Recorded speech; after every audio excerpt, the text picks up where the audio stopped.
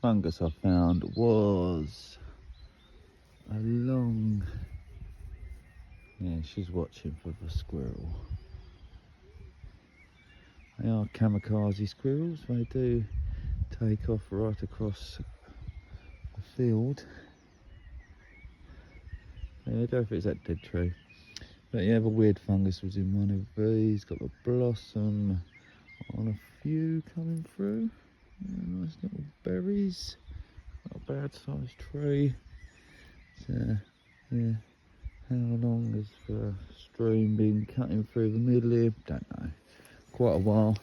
We've got a bridge over there. It's quite deep. It's got to be.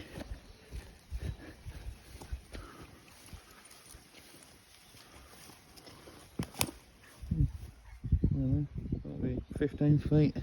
It's cut in from up here. So quite a lot.